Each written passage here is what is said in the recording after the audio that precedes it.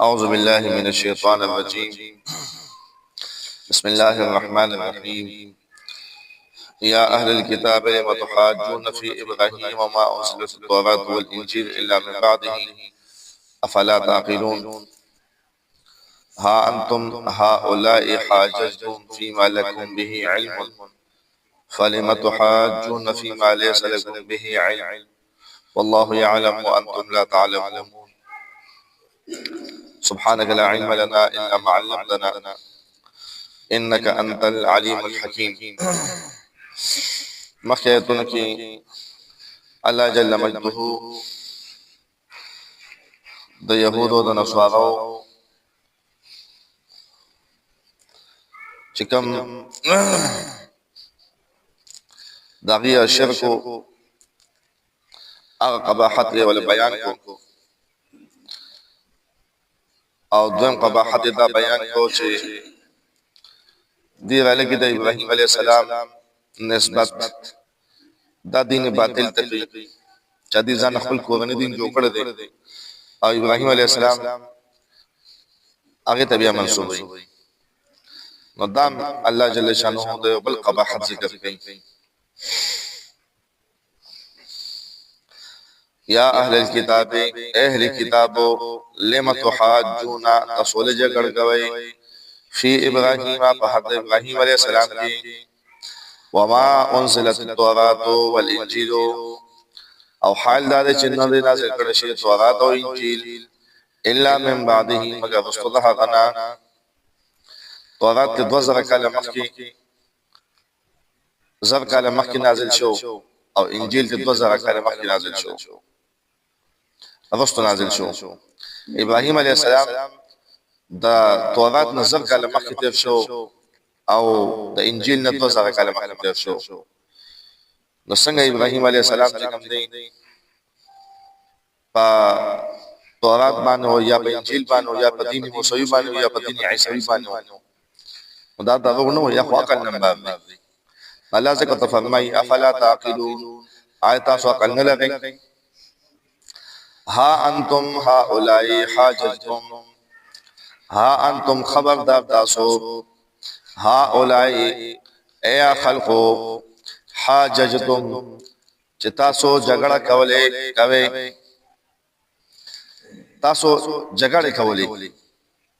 فيما بهغه سږي لکم به علم چې تاسو باغې باندې علم دی. سائلم د سلاقه څوم د کیشتا چې د ابراهیم علیه السلام او د اسماعیل علیه السلام موسی علیه السلام او عیسی علیه السلام باندې سوای زپت وغه ته انجیل کی تذکرہ ده. نو کم از کم د اسماعیل ابراهیم علیه السلام علم په الله تعالی تاسو نه ده د ابراهیم علیه السلام شوق نو تاسو د خبر دي او چې کوم څه نه خبر نه تاسو به جګړه کوي. نو فلما تحاجون تاسو ولې جګړه کوي بیما پاغه کې ليس لكم به علم چې نشته تاسو پاغه باندې علم د ساشتنا غبره کې تاسو چا علم د ابراهیم علیه السلام چې په کوم دین باندې و اخو نو يهودي و نو نصراني و او نو مشرک نعوذ بالله په دې وانه دینونو کې په یو باندې غنو ځان نوای والله ولا تعالی يعلم بهيږي وانتم او تاسو لا تعلمون ان بهيږي. وصلی جل شانه د دې نفي کیا چې ابراهيم عليه السلام کو هغه حنیف او مسلمان او تابعدار او حنیف مطلب دا د حق نه باطل ته مایل کیدون کې هوا دا باطل نه حق نه مایل کیدون کې او ادیان باطل او صدقات تعلق نه هوا ساسو په دینی کارونو کې په باطل باندې لګیای. الله جل شانه دا غیرت ما کان ابراهیم نو ابراهیم علیہ السلام یهودی ولا نصرانی او نو نصرانی ولكن كان لیکن هو هغه حنیفا مسلما حنیفا مائلا د ادیان باطلونا مسلما او مسلمانو اخو مسلمان او حنیف نضوان في القرى شو وما كان من المشركين مشرکین مکه بعض ځان له نسبت ابراهیم علیه السلام ته کولو د دې وجه دین ابراهیم سکارونه لکه حج بیت الله شو ختنه سنت شو او د قشان بعض امور چې کوم د ابراهيم عليه السلام په دین کې وو نو دي ته رسیدلو نو دي بعض کارونه د ابراهيم عليه السلام د دین غوړو او ټول خو نه کولو مشرکان بت پرستی به کولا شرک به کولو ابراهيم عليه السلام خدای قشان نو او چې تاسو نو اهل مکه یادي چې تاسو ځان دین ابراهيمي ته منسوب وي نو ما کان من المشرکین هغه خو نو د مشرکان نه وما کان او نو ابراهيم عليه السلام من المشرکین مشرکان نه اوس ځان د نسبت یو سړی د چاچی نو د هغه منون کی بیا دغه په طریقه باندې بیا دغه تابعداري وکیا کم سړی چې دچا تخزان نسبت کوي او د هغه د اقوال او د افعال خلافي د نسبت د دروژن دی یو سړی ځان ته محمدي وایي نو په دین محمدي باندې کلک روان دي ځکه په محمدي وایي یو سړی ځان ته حنفي وایي نو په احناف او مذهب باندې روان ځکه د حنفي وایي یو سړی ځان امام شافعي رحمۃ اللہ علیہ په مسلک باندې روان دي شافعي وایي او دغه شان چې کوم نه یو سړی ځان ته ابراهيمي وایي نو په دین ابراهيمي باندې روان دي او د ابراهيم عليه السلام تابعدار وایي او یو سړی راځي او هغه ځان ته محمدي وایي او هغه کې د محمدي د دین صفات نه یا څنګه محمدي وایي که سړی ځان ته حنفي وایي او هغه د حناف خلاف کول لګي خبرې کوي اقوال د احناف خلافيه افعال د احناف خلافيه طریقې تربیت د احناف خلافيه او ځان ته حنفي وایي یو سړی ځان ته شافعي وایي او تداغي رواني نو دا نسبت غلط دی بیا ځان ته دا څه دغه نسبت دی الله پاک فرمایي چې کم سړی د ابراهيم عليه السلام ځان منسوبین او هغه په دین ابراهيمي او په طریقې ابراهيمي باندې او الله پاک دای تعین کی چا څوک دي چې لایق د دې چې هغه د ځان نسبت ابراهيم عليه السلام ته کوي نه ان اول الناس یقینا د لایق د خلقنا د ابراهيم په نسبت سره د ابراهيم عليه السلام ته للذین خامخ خلق دې اتبعوه چاغوی تابعداري کړې ده د ابراهيم عليه السلام چې چا تابعداري کړې ده هغه خلق چې کوم دې په نسبت سره ډېر لایق دي وهذا النبي الاغي په زمانہ کې چې کوم د ابراهيم عليه السلام تابعدار هغه یاد دی چې هغه د نسبت لایق هوا چې ابراهيمي ځان ته وي وهذا النبي او دا پیغمبر هم والذین آمنوا آمنوا ایمان والذین وګوره نبی کریم علیه الصلاۃ والسلام لایق د دې ذات ابراهیمی ویا مسلمانان مؤمنان د ابراهیم د اسمه محمد رسول الله صلی الله علیه وسلم صحابه د لایق دي چې ذات محمد ذات ابراهیمی ویا تاسو غونه تاسو د ابراهیم علیه السلام په بل طرف روانه اس ځان توای والله الله تعالی ولی المؤمنین دوست مؤمنانو دی الله دوست مؤمنانو دی او دوستانه مؤمنانو سره دی الله چې کوم ملګرتیا مؤمنانو سره کوي ود طائفه من اهل الكتاب الله جل شانه د دې یو بل قباحت هغه ذکر کوي چې هغه دا دی چې دی دا خوخ غنی چې دا خلق چې کوم دی د نبی کریم علیه الصلاۃ والسلام د اتباعنا د ایمان نه منی او ګډ وډي د دې وجنه قسم حربې پندرې به استعمالولې چې دا صحابه کرام د مؤمنان مسلمانان غریبانان او سادهګانو باندې ډېر مهنت کولو چې دې د خپل مذهب نه د ابراهيم عليه نبی کریم عليه الصلاه والسلام تابعدارین او د ایمان نوزي ودت خوخه غني طائفه يودلا من اهل الكتاب د اهل کتابنا لو يضلونكم اغمراه کېدل هغه گمراه کول لستاسو لا يضلون کاشي گمراه کړی کوم تاسو یا لو يضلونکم گمراه کول تاسو